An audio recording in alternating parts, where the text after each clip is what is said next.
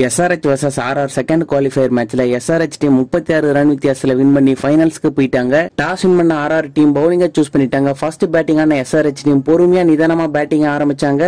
அதிகபட்சமா Travis head 34 ரன்னும், ராகுல் Tripathi 37 ரன்னும், Henrik Klaasen 50 ரன்னும் அடிச்சாங்க. சிறப்பா பவுலிங் பண்ண ராஜஸ்தான் டீம் அடுத்தடுத்து விக்கெட்டுகளை எடுத்து 20 ஓவர் முடிவில் 9 விக்கெட்டுகளை இழந்து 175 ரன் எடுத்திருந்தாங்க. ஹைதராபாத் டீம் 176 ரன்னை டார்கெட்டா வச்சு கலையறான ராஜஸ்தான் டீமும் நிதானமா பொறுமையா பேட்டிங் ஆரம்பிச்சாங்க.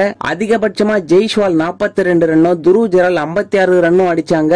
சிறப்பா பவுலிங் போட்ட ஹைதராபாத் டீம் தேவைப்படும் போதெல்லாம் விக்கெட்டை எடுத்து 20 ஓவர் முடிவில் 7 விக்கெட்டுகள் இழந்து 139 ரன் மட்டுமே எடுத்திருந்தாங்க. Rajasthan team SRH team 36 run வித்தியாசத்துல வின் பண்ணி ஃபைனல்ஸ்க்கு போயிட்டாங்க. குவாலிஃபயர் 2 மேட்ச் நடக்கிறதுக்கு முன்னாடி சேப்பாக் ஸ்டேடியத்துல SRH vs KKR ஃபைனல்ஸ் மேட்சுக்கு பேனர் வச்சிருந்ததா போட்டோஸ் இணையத்துல பயங்கர வைரல் ஆயிட்டு இருக்கு. இது ஒரு ஸ்கிரிப்டட் கேம், மேட்ச் பிக்சிங் சொல்லிட்டு சோசியல் மீடியால எல்லாம் பேசிட்டு இருக்காங்க. மேட்ச் பார்த்தா நீங்க என்ன நினைக்கிறீங்க? உங்களோட கருத்தை கமெண்ட்ல சொல்லுங்க.